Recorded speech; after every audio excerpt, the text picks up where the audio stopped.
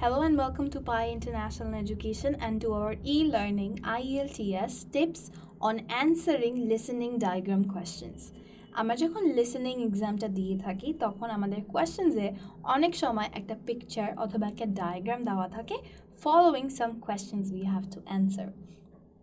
এখন আমরা যখন লিসেনিংটা দিয়ে থাকি সব সেকশনসের আগেই কিন্তু একটা অডিও প্লে হয় এবং ওই অডিওটা প্লে হওয়ার আগে আমাদেরকে কিছু টাইম দেওয়া হয়ে থাকে যেই টাইমটাতে আমরা কোয়েশ্চেন্সগুলো পড়ে থাকি এবং প্রেডিক্ট করার চেষ্টা করি যে অ্যান্সারটা কী হতে পারে কোন টেন্সে হতে পারে রাইট সো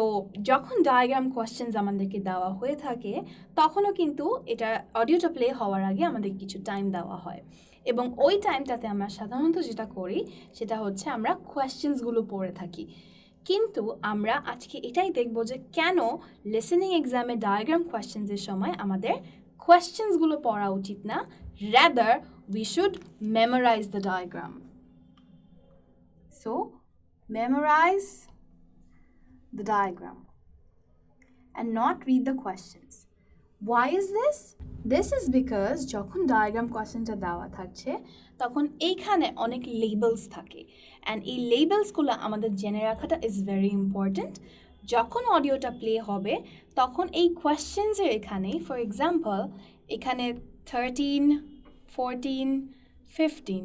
সবগুলোই কিন্তু একটা ওয়ার্ড দেওয়া থাকে so this is one word It's not a whole sentence যেটা আমাদের পড়ে বুঝতে হবে এবং মনে রাখতে হবে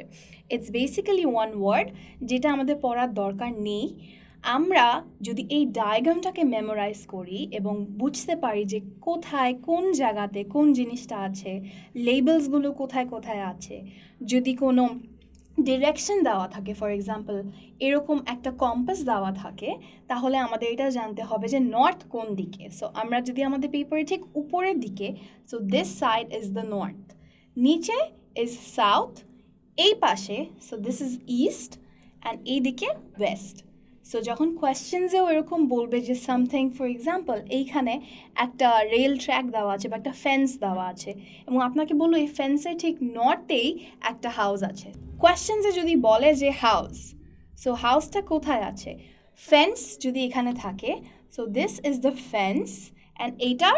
নর্থে হাউস আছে সো সাপোজ এইখানে এ একটা পয়েন্ট আছে and north of the fence is point A so house আমার অ্যান্সার হবে পয়েন্ট এতে আছে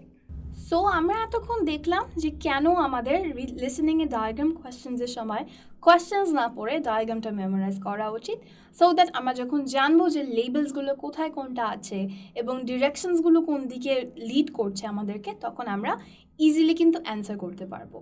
অলসো যখন অডিওটা প্লে হয়ে থাকে তখন এই কোয়েশ্চেন্সে যেই ওয়ার্ডসগুলো দেওয়া থাকে যেগুলো আমাদেরকে লোকেট করতে হবে সেগুলো কিন্তু অডিওতে একবার হলেও প্লে করা হয় সো যখন আমরা অডিওটা শুনবো এবং এই ওয়ার্ডটা আমাদের মাথায় অটোমেটিক্যালি চলে আসবে বাট ইফ উই নো যে কোথায় এই জিনিসটা লোকেটেড এবং কোথায় এই অ্যান্সারটা থাকতে পারে তখন কিন্তু আমাদের ডায়াগ্রাম কোয়েশ্চেন্সগুলো অ্যান্সার করাটা ডিফিকাল্ট হবে না সুতরাং আপনারা যখন আইএলস লিসেনিংয়ের ডায়াগ্রাম কোয়েশ্চেন্সগুলো করবেন তখন আপনারা অবশ্যই চেষ্টা করবেন যে ডায়াগ্রামটাকে খুব ভালো মতো মেমোরাইজ করার এবং তাতে আপনারা আপনাদের কোয়েশ্চেন্সগুলোকে আরও ইজিলি অ্যান্সার করতে পারবেন so thank you so much for watching this video